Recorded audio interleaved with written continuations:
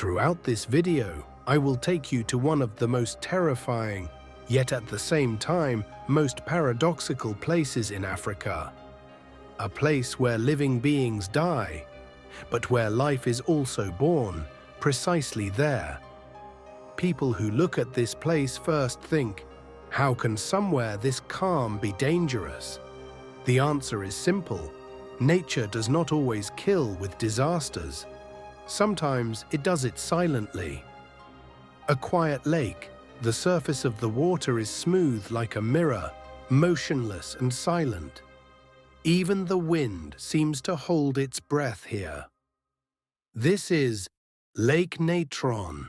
Lake Natron is located in eastern Africa, in the northern part of Tanzania, very close to Kenya, and geographically it is considered part of the East African Rift Valley, meaning that this lake was formed in an extremely unstable region where the Earth's crust has been cracking and separating for millions of years, and where volcanic and geological processes are still active. Although this area may appear flat, it is in fact a highly tense geological zone, because active and semi-active volcanoes are located nearby. And it is precisely this volcanic activity that is one of the main reasons behind the lake's chemical characteristics. Lake Natron lies at approximately 600 meters above sea level and has a very hot, dry, and extreme climate because daytime temperatures often approach 40 degrees Celsius, which causes the water in the lake to evaporate rapidly. This evaporation is not accidental, because as the water evaporates, the minerals and salts in the lake become increasingly concentrated. And as a result, Lake Natron ceases to be an ordinary lake and turns into an extremely aggressive chemical environment. People who approach Lake Natron for the first time often become instinctively cautious as soon as they see its color, even if they do not know beforehand that the lake is dangerous. Because this lake is neither blue nor green, and it has no color that aligns with the human brain's concept of clean water. The color of the water sometimes takes on a deep red tone, sometimes orange, and sometimes a heavy shade resembling rust. And as sunlight hits the surface of the water, these colors deepen even more, as if the lake is not water at all, but a chemical solution. This color is not accidental, because the human brain automatically associates red with danger, blood, and death. And in this sense, Lake Natron creates psychological tension even before any incident has occurred. For a long time, Lake Natron was an extreme natural object, known only to scientists and local residents. But the moment its name spread across the world occurred thanks to the photographs taken in this area by photographer Nick Brandt. When Nick Brandt arrived at Lake Natron as a photographer documenting wildlife in Africa, his goal was not to create sensation, but had he not documented the scene he encountered along the lake's shore, these events might never have been discussed so widely. The bird and bat bodies found along the edge of the lake did not look like ordinary dead animals, because they had not decomposed, had not fallen apart, and seemed to show that nature had left unfinished the process it normally applies to dead creatures. These animals appeared as if they had frozen while moving. Some had their wings spread, others held their necks upright, and the most disturbing detail was that they did not look terrified, but strangely calm.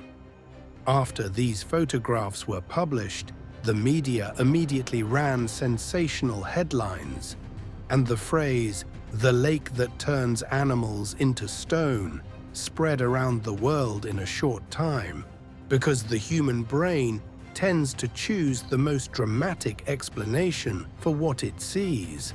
The water of this lake has an extremely high level of alkalinity, and its pH level ranges between 10 and 12. This means that this water behaves completely differently from the water we are familiar with in everyday life and can cause severe chemical burns when it comes into contact with living tissue.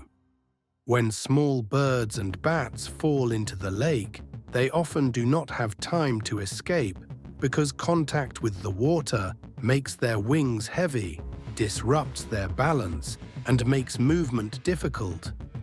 As a result, the more the animal struggles, the more it is damaged, and this process leads to death in a very short time.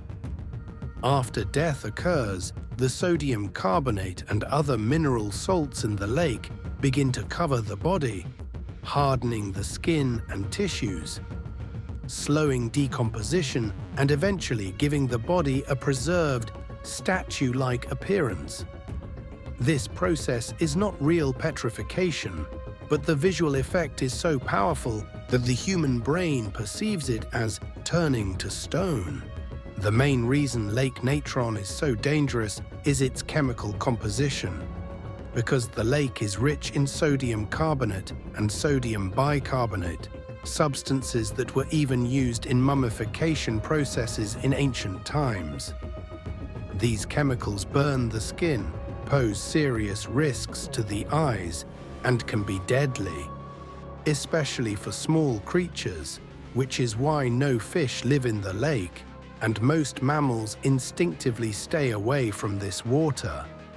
The temperature of the lake further worsens the situation, because the water temperature can sometimes rise to between 40 and 60 degrees Celsius, adding additional stress for living beings. The most astonishing aspect of the Lake Natron story is that despite such an aggressive and deadly environment, millions of flamingos breed in this lake every year and raise their chicks here. The reason for this paradox is the biological adaptation of flamingos and the fact that the lake is inaccessible to predators because foxes, dogs, and other predators that approach this water face the risk of chemical burns, resulting in a natural safety zone for flamingo chicks. Thus, Lake Natron becomes one of the rare natural mechanisms where life is protected through death. The red color of the lake is not related to blood or decay. It is caused by halophilic bacteria that become active under sunlight and release red pigments. And these bacteria can survive only in extremely salty environments. These microorganisms are a fundamental part of the lake's ecosystem, and as the color changes, the lake seems to breathe like a living organism. Lake Natron clearly shows us that nature is neither merciful nor cruel. It simply operates according to its own rules, and those who adapt to these rules survive, while those who cannot adapt disappear silently. This lake is not evil. This lake is not good either. This lake does not care.